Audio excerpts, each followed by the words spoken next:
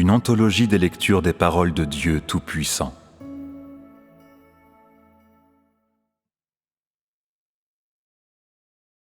Comment connaître le tempérament de Dieu et le fruit de son œuvre?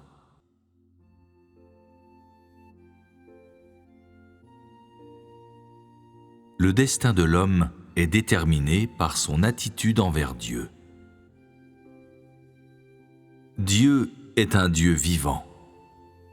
Et tout comme les personnes performent différemment dans des situations différentes, l'attitude de Dieu envers ses performances est différente, parce qu'il n'est pas une marionnette ni de l'air. Apprendre à connaître l'attitude de Dieu est une quête digne pour l'humanité. Les personnes devraient savoir, en connaissant l'attitude de Dieu, comment elles peuvent connaître le tempérament de Dieu et peu à peu comprendre son cœur. Quand tu en viendras à comprendre le cœur de Dieu peu à peu, tu ne sentiras pas que la crainte de Dieu et l'éloignement du mal sont des choses difficiles à accomplir. De plus, quand tu comprends Dieu, il est plus difficile pour toi de tirer des conclusions sur lui. Lorsque tu arrêtes de tirer des conclusions sur Dieu, tu es moins susceptible de l'offenser et inconsciemment, Dieu t'amènera à le connaître et ainsi tu auras la crainte de Dieu dans ton cœur. Tu arrêteras de définir Dieu en utilisant les doctrines, les lettres et les théories que tu as maîtrisées. Au contraire, en cherchant toujours la volonté de Dieu en toutes choses, inconsciemment, tu deviendras une personne selon le cœur de Dieu. L'œuvre de Dieu est invisible et intangible pour l'humanité. Mais en ce qui concerne Dieu, les actions de tout un chacun, ainsi que leur attitude envers lui, cela n'est pas seulement perceptible par Dieu, mais visible aussi. Tout le monde devrait reconnaître et bien saisir cela. Tu te demandes peut-être toujours, Dieu sait-il ce que je fais ici? Dieu sait-il ce que je pense en ce moment? Peut-être le sait-il. Peut-être ne le sait-il pas. Si tu adoptes ce genre de point de vue, suivant Dieu et croyant en Dieu, tout en doutant de son œuvre et de son existence, alors tôt ou tard, le jour viendra où tu le mettras en colère. Parce que tu es déjà chancelant sur le bord d'un précipice dangereux. J'ai vu des personnes qui ont cru en Dieu pendant de nombreuses années, mais elles ne saisissent toujours pas la réalité de la vérité, ni ne comprennent la volonté de Dieu. Leur stature de vie ne fait pas de progrès, n'adhérant qu'à la doctrine la plus superficielle. C'est parce que ces personnes n'ont jamais reçu la parole de Dieu comme leur propre vie, et elles n'ont jamais fait face à l'existence de Dieu, ni ne l'ont acceptée. Penses-tu que Dieu est rempli de joie quand il voit ces personnes? Le réconforte-t-elle? Dans ce cas, c'est la méthode de la foi des personnes en Dieu qui décide de leur sort. Que ce soit la question de la façon dont tu cherches Dieu ou de ta manière de traiter Dieu, c'est ta propre attitude qui est la chose la plus importante. Ne néglige pas Dieu comme s'il était une pensée vaine repoussée au fond de ton esprit. Pense toujours au Dieu de ta croyance comme à un Dieu vivant, un vrai Dieu. Il n'est pas là-haut dans le 3e ciel, n'ayant rien à faire. Au contraire, il observe constamment le cœur de tout un chacun, regardant ce que tu fais, portant attention à chaque petit mot et chaque petit acte, regardant la façon dont tu te comportes et quelle est ton attitude envers Dieu. Que tu sois prêt à te donner à Dieu ou non, ton comportement tout entier et tes pensées et tes idées les plus intimes sont devant Dieu, observés par Dieu.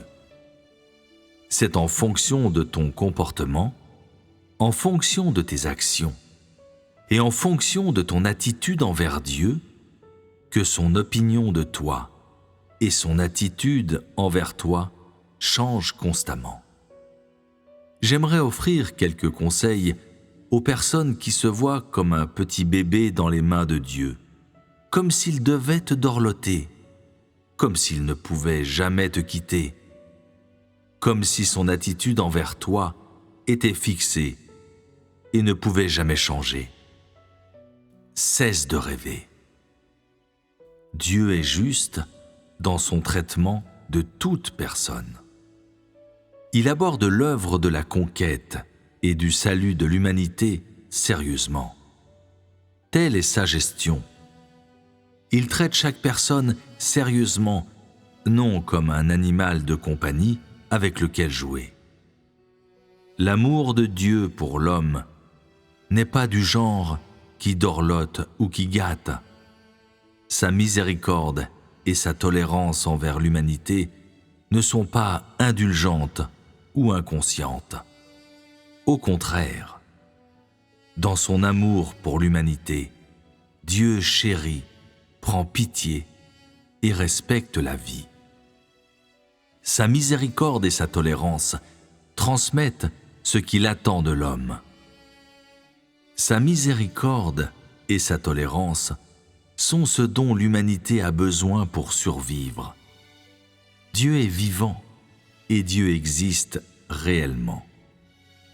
Son attitude envers l'humanité est fondée sur des principes, n'est pas dogmatique du tout et elle peut changer. Sa volonté pour l'humanité est en train de changer graduellement et de se transformer avec le temps, selon les circonstances et selon l'attitude de chaque personne. Alors, ce point devrait être très clair pour toi, et tu devrais comprendre que l'essence de Dieu est immuable, et son tempérament sera manifesté à des moments différents et dans des contextes différents. Tu ne penses peut-être pas que cela soit une chose grave, et tu utilises tes propres conceptions pour imaginer la manière dont Dieu devrait faire les choses. Mais il y a des moments où ce qui est vrai, c'est tout le contraire de ton point de vue. Et en utilisant tes propres conceptions pour tenter d'évaluer Dieu, tu l'as déjà mis en colère. C'est ainsi parce que Dieu ne fonctionne pas comme tu le penses. Et Dieu ne traitera pas de cette chose comme tu dis qu'il le fera.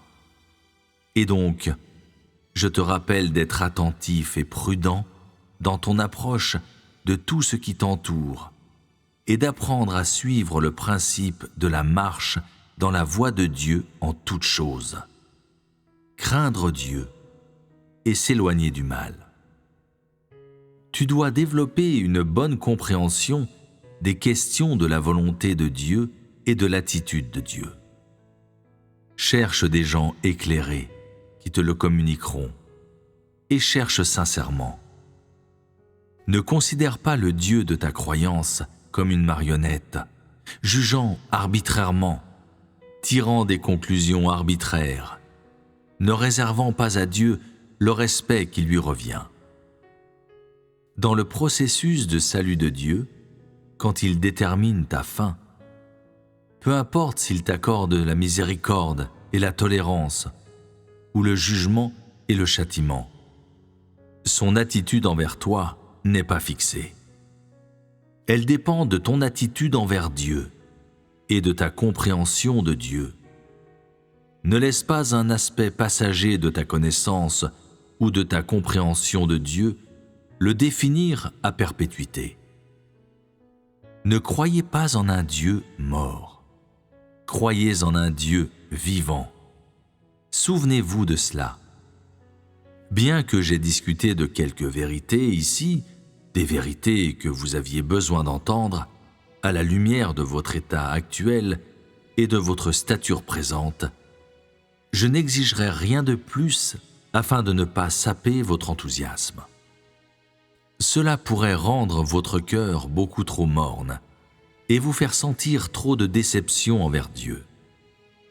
Au lieu de cela, j'espère que vous pourrez vous confier à l'amour pour Dieu dans votre cœur et avoir une attitude respectueuse envers Dieu en continuant sur le chemin devant vous. Ne traitez pas la question de la manière de traiter la croyance de Dieu à la légère. Traitez-la comme l'une des plus grandes questions qui soit. Placez-la dans votre cœur, mettez-la en pratique, reliez-la à la vie réelle. Ne lui offrez pas seulement un soutien de façade, car c'est une question de vie ou de mort. Elle déterminera ton destin. Ne la traitez pas comme une blague, comme un jeu d'enfant. Après avoir partagé ces mots avec vous aujourd'hui, je me demande quelle est la récolte de compréhension dans votre esprit. Y a-t-il des questions que vous souhaitez poser sur ce que j'ai dit ici aujourd'hui? Bien que ces sujets soient un peu nouveaux et un peu éloignés de vos perspectives, de ce que vous poursuivez et de ce à quoi vous prêtez attention habituellement, je pense qu'après une période de temps, depuis qu'ils vous auront été communiqués, vous développerez une compréhension commune de tout ce que j'ai dit ici. Comme ce sont de nouveaux sujets, des sujets auxquels vous n'avez jamais songé auparavant, j'espère qu'ils n'alourdiront pas votre fardeau. Je vous parle ainsi aujourd'hui, non pour vous faire peur, et non pour vous traiter, mais plutôt pour vous aider à comprendre la vérité du fait. Voilà mon intention. Après tout, il y a une distance entre l'homme et Dieu. Bien que l'homme croie en Dieu, il n'a jamais compris Dieu. Il n'a jamais connu l'attitude de Dieu. L'homme n'a également jamais été enthousiaste dans son souci de l'attitude de Dieu. Au contraire, il a cru aveuglément.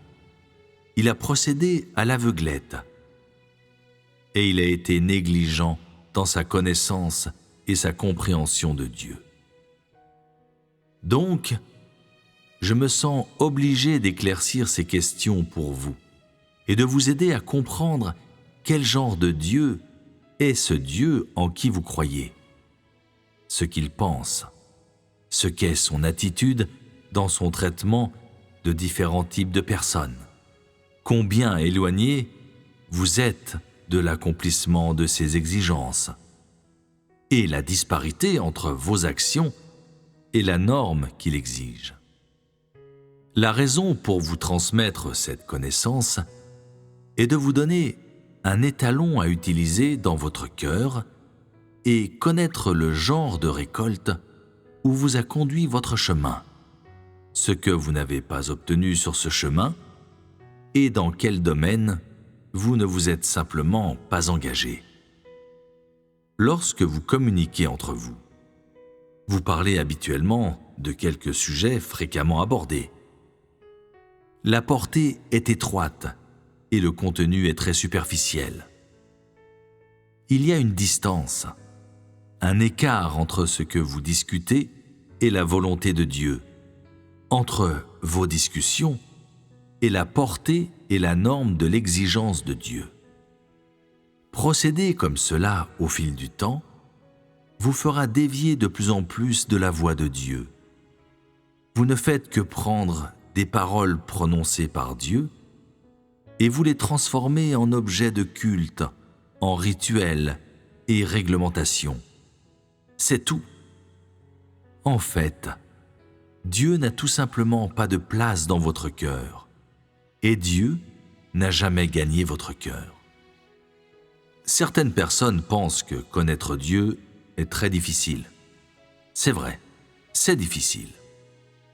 Si les gens sont invités à faire leurs devoirs et à faire progresser les choses à l'extérieur, si on leur demande de travailler dur, alors les gens vont penser qu'il est facile de croire en Dieu, parce que tout cela tombe dans le champ des capacités de l'homme.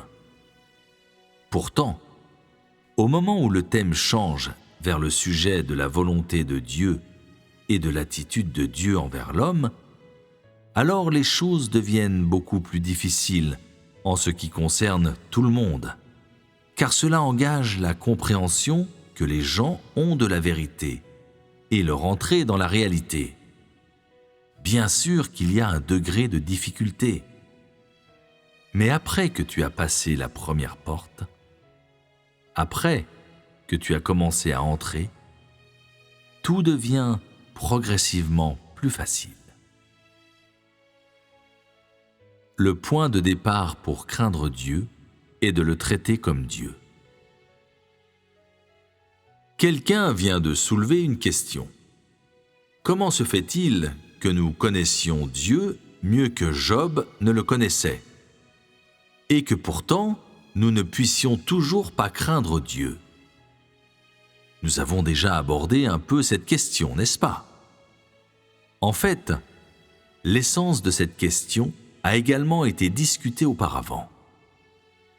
Bien que Job ne connût pas Dieu à l'époque, il le traitait comme Dieu et le considérait comme le maître de toutes choses dans le ciel et sur la terre. Job ne considérait pas Dieu comme un ennemi. Au contraire, il l'adorait comme le créateur de toutes choses. Pourquoi est-ce que de nos jours, les gens résistent tellement à Dieu? Pourquoi ne peuvent-ils pas craindre Dieu? Une raison est qu'ils ont été profondément corrompus par Satan. Avec leur nature satanique profondément enracinée, les gens deviennent des ennemis de Dieu. Ainsi, même s'ils croient en Dieu et reconnaissent Dieu, ils peuvent encore résister à Dieu et s'opposer à lui. C'est déterminé par la nature humaine. L'autre raison est que bien que les gens croient en Dieu, tout simplement, ils ne le traitent pas comme Dieu. Au lieu de cela, ils considèrent que Dieu est opposé à l'homme, comme l'ennemi de l'homme, et ils sont irréconciliables avec Dieu. C'est aussi simple. N'avons-nous pas touché à ce sujet au cours de la session précédente? Pensez-y. C'est bien pour cette raison. Bien que tu aies un peu de connaissance de Dieu, quelle est cette connaissance exactement? N'est-ce pas ce dont tout le monde parle? N'est-ce pas ce que Dieu t'a dit? Tu ne connais que les aspects théoriques et doctrinaux. As-tu déjà expérimenté l'aspect réel de Dieu? As-tu une connaissance subjective? As-tu une connaissance et une expérience pratique? Si Dieu ne te l'avait pas dit, pourrais-tu le savoir? Ta connaissance de la théorie ne représente pas la vraie connaissance. En bref, peu importe combien tu connais et comment tu en es venu à le connaître, avant que tu n'arrives à une réelle compréhension de Dieu, Dieu est ton ennemi. Et avant que tu traites Dieu comme Dieu, tu t'opposes à lui, car tu es une incarnation de Satan. Lorsque tu es avec Christ, peut-être peux-tu lui servir 3 repas par jour, lui servir le thé, t'occuper des besoins de sa vie, apparemment traitant Christ comme Dieu. Chaque fois que quelque chose survient, les points de vue des gens sont toujours contraires à ceux de Dieu. Ils ne parviennent jamais à comprendre le point de vue de Dieu, ne parviennent pas à l'accepter. Bien que les gens puissent bien s'entendre avec Dieu en surface, cela ne signifie pas qu'ils soient compatibles avec lui. Dès que quelque chose survient, la vérité de la désobéissance de l'homme émerge, ce qui confirme l'hostilité qui existe entre l'homme et Dieu. Cette hostilité ne vient pas de Dieu qui s'opposerait à l'homme. Dieu ne veut pas être hostile à l'homme, et il ne place pas l'homme en opposition à lui, ne traite pas l'homme comme son opposé. Au contraire, c'est un cas de l'essence d'opposition à Dieu, cachée dans la volonté subjective de l'homme et dans le subconscient de l'homme. Puisque l'homme considère tout ce qui vient de Dieu comme l'objet de son étude, sa réponse à ce qui vient de Dieu et à ce qui implique Dieu est avant tout de deviner et de douter, puis rapidement d'adopter une attitude qui entre en conflit avec Dieu, et il s'oppose à Dieu. Après cela, l'homme prendra ses humeurs passives et disputera avec Dieu ou contestera Dieu jusqu'à douter qu'il vaille la peine pour lui de suivre ce genre de Dieu. Bien que la raison de l'homme lui dise qu'il ne devrait pas procéder ainsi, il choisira quand même cette manière en dépit de lui-même, de telle sorte qu'il continuera ainsi sans hésitation jusqu'à la toute fin. À titre d'exemple, quelle est la première réaction de certaines personnes quand elles entendent une certaine rumeur ou une calomnie au sujet de Dieu? Leur première réaction est « Je ne sais pas si cette rumeur est vraie ou non, si elle existe ou pas, donc je vais attendre avant de prendre ma décision. » Puis elles commencent à réfléchir. Il n'y a pas moyen de la vérifier. Est-ce qu'elle existe? Cette rumeur est-elle vraie ou non? Bien que ces personnes ne le laissent pas voir en surface, leur cœur a déjà commencé à douter, a déjà commencé à nier Dieu. Quelle est l'essence de ce genre d'attitude, de ce genre de point de vue? N'est-ce pas la trahison? Avant que ces personnes soient confrontées à la question, tu ne peux pas voir leur point de vue. Il semble qu'elles ne sont pas en conflit avec Dieu, qu'elles ne considèrent pas Dieu comme un ennemi. Cependant, dès qu'elles sont confrontées à la question, elles se rangent immédiatement du côté de Satan et s'opposent à Dieu. Qu'est-ce que cela signifie? Cela signifie que l'homme et Dieu sont opposés. Ce n'est pas que Dieu considère l'homme comme un ennemi, mais que l'essence même de l'homme lui-même est hostile à Dieu. Peu importe depuis combien de temps ces personnes suivent Dieu, combien elles paient, peu importe la façon dont elles louent Dieu, leur manière d'éviter de résister à Dieu, s'exhortant même à aimer Dieu, elles ne réussissent jamais à traiter Dieu comme Dieu. Cela n'est-il pas déterminé par l'essence de l'homme? Si tu le traites comme Dieu, si tu crois vraiment qu'il est Dieu, peux-tu encore entretenir un doute à son égard? Peut-il encore y avoir des points d'interrogation à son sujet dans ton cœur? Impossible. Les penchants de ce monde sont si mauvais. Cette race humaine est si mauvaise. Comment est-il possible que tu n'aies pas d'idée à leur sujet? Tu es toi-même si méchant. Comment est-il possible que tu n'aies aucune idée à ce sujet? Pourtant, seulement quelques rumeurs et un peu de calomnie peuvent produire ces grands concepts au sujet de Dieu, peuvent produire tellement d'idées, ce qui montre à quel point ta stature est immature. Juste le bourdonnement de quelques moustiques de quelques mouches répugnantes, c'est tout ce qu'il faut pour te tromper? Quelle sorte de personne est-ce? Sais-tu ce que Dieu pense de cette sorte de personne? L'attitude de Dieu est en fait très claire sur la façon dont il traite ces personnes. Dieu se détourne de ces personnes. C'est comme cela qu'il les traite. Son attitude est de ne pas leur prêter attention et de ne pas être sérieux avec ces gens ignorants. Pourquoi? Parce que dans son cœur, il n'a jamais prévu de gagner ces gens qui se sont engagés à être hostiles envers lui jusqu'à la fin et qui n'ont jamais prévu de chercher la voie de la compatibilité avec lui. Peut-être que mes paroles blessent certaines personnes. Eh bien, êtes-vous prêt à toujours me laisser vous blesser comme cela? Peu importe que vous soyez prêt ou non, tout ce que je dis est vérité. Si je vous blesse toujours comme cela, si j'ouvre toujours vos cicatrices, cela influencera-t-il la noble image de Dieu dans votre cœur? Non. Je suis d'accord. Cela ne l'influencera pas, car Dieu n'est tout simplement pas dans votre cœur.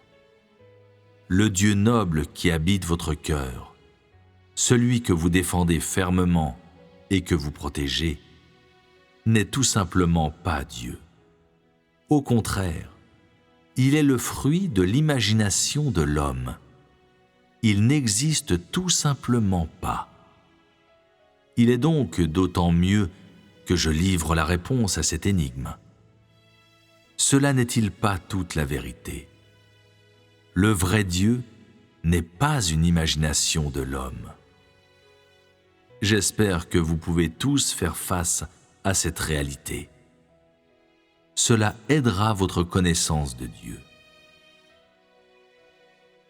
Ces personnes qui ne sont pas reconnues par Dieu.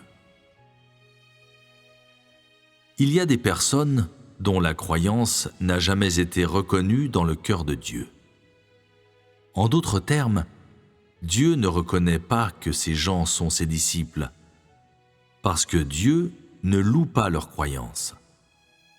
Pour ces personnes, peu importe combien d'années elles ont suivi Dieu, leurs idées et leurs points de vue n'ont jamais changé. Elles sont comme les non-croyants en adhérant aux principes et à la manière de faire les choses des non-croyants, en adhérant à leurs lois de survie et de croyance. Elles n'ont jamais accepté la parole de Dieu comme leur vie. Jamais cru que la parole de Dieu est la vérité. Jamais eu l'intention d'accepter le salut de Dieu et jamais reconnu Dieu comme leur Dieu. Elles considèrent que croire en Dieu est une sorte de passe-temps pour amateurs, traitant Dieu simplement comme une nourriture spirituelle, de sorte qu'elles pensent qu'il ne vaut pas la peine d'essayer de comprendre le tempérament de Dieu ou l'essence de Dieu. On pourrait dire que tout ce qui correspond au vrai Dieu n'a rien à voir avec ces gens. Ils ne sont pas intéressés et ne se soucient guère de répondre, car au fond de leur cœur, il y a une voix forte qui leur répète constamment « Dieu est invisible et intangible, et Dieu n'existe pas. » Ils croient qu'essayer de comprendre ce genre de Dieu ne vaut pas l'effort. Ils se tromperaient. Ils reconnaissent Dieu en parole seulement et ne prennent pas de position réelle.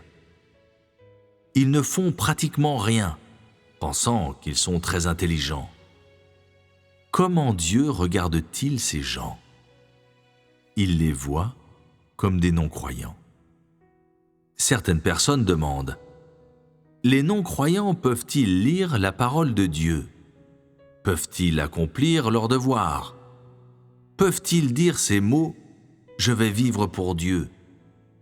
Souvent, ce que l'homme voit, ce ne sont que des manifestations superficielles des gens. non leur essence.